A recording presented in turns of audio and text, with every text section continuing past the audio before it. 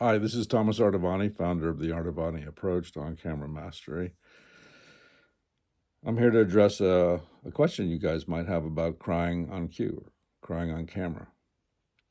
The first thing you have to realize is that every suggestion that you have, every question that you have for yourself manifests itself somewhere in your body. So if you have a fear of not being able to do something, you're putting up a boundary that is going to be very difficult to overcome.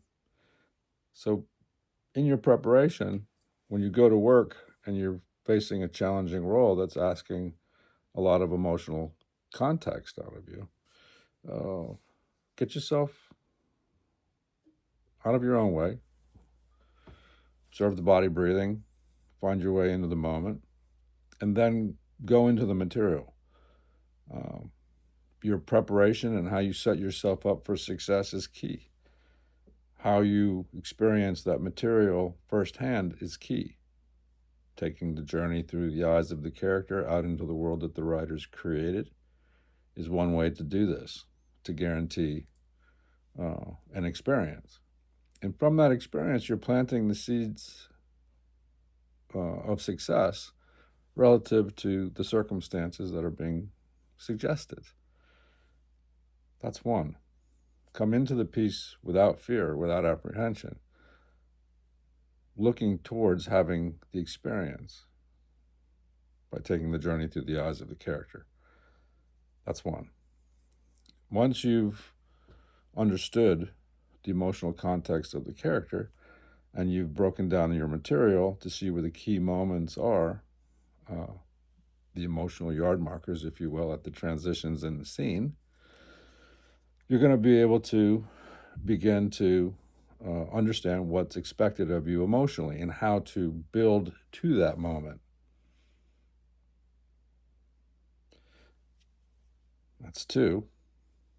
Now, once you arrive with the material and once you're asked to bring this material to life, how you've assessed the emotional potential of your character is very important. It's very important for you to know how they're feeling and what they most want for themselves under the circumstances.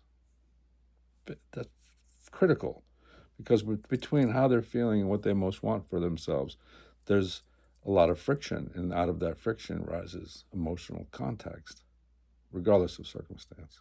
Those two things rubbing together create an emotional condition. Now, you have this other beautiful thing going on. Sometimes you have, when you're becoming emotional, you have the text. When you have text, it allows you to juxtapose the suggestion of the text relative to what you're feeling inside. Juxtaposing the text relative to what you're feeling inside in relation to who you're talking to.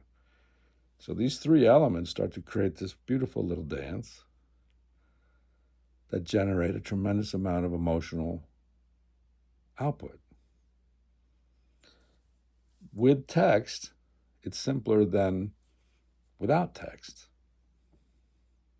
Without text, it requires you to receive the information, and as you're receiving information, juxtapose what you're receiving with what's going on in the imagination.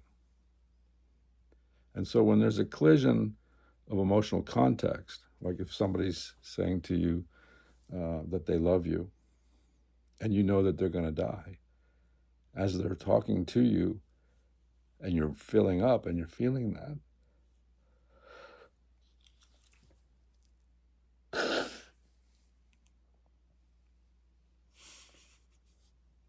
it becomes very difficult not to respond.